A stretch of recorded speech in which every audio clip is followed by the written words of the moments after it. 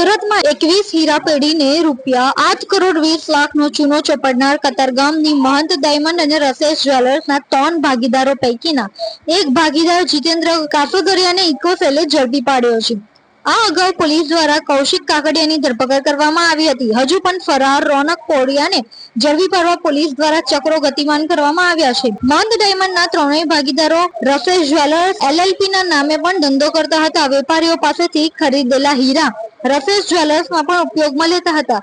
બંને ઓફિસ એક જ જગ્યાએથી ઓપરેટ થતી હતી। જાણીતી પેઢી લક્ષ્મી ડાયમંડ સહિત 21 હીરા પેઢીઓનું ₹8 કરોડ 20 લાખમાં ઉથમણું કરનાર કતારગામની મહંત ડાયમંડ અને રસેસ જ્વેલર્સના 3 ભાગીદાર પૈકી બીજા ભાગીદાર જીતેન્દ્ર કાસોદરિયાને ઇકોસેલે ઝડપી પાડ્યો છે।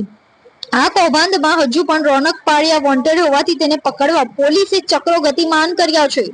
સુરત શહેરમાં વ્યાપાર ક્ષેત્રે હીરા ઉદ્યોગનું પણ ખૂબ જ આગળ પડતું નામ છે અને સમગ્ર ભારત કક્ષાએ વ્યાપારીઓ હીરાના વ્યાપાર માટે આવતા હોય છે અને આ જ વ્યાપારમાં ઘણા લોકો, ઘણા અસામાજિક તત્વો વ્યાપારી બની અને સ્થાનિક વ્યાપાર કરતા લોકોની સાથે છેતરપિંડી, વિશ્વાસઘાત કરતા હોય છે।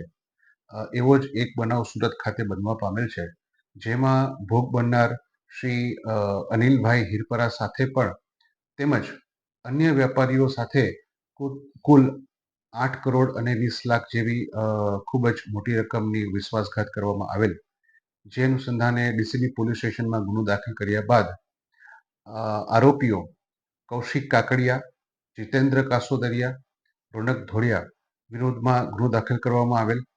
આ ગુનાના કામે સર્વપ્રથમ કૌશિક કાકડિયાની ધરપકડ કરવામાં આવેલ, તેઓના રિમાન્ડ મેળવવામાં આવેલ।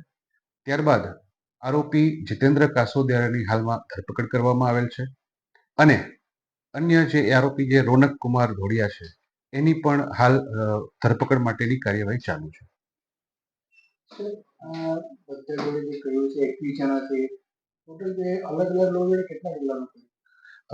દરેક વ્યક્તિની રકમ અલગ અલગ છે અને 1 કરોડથી લઈ અને 15 લાખ 20 લાખ સુધીનું અલગ અલગ વ્યાપારીઓ સાથે છેતરપિંડી અને વિશ્વાસઘાત કરવામાં આવેલો છે।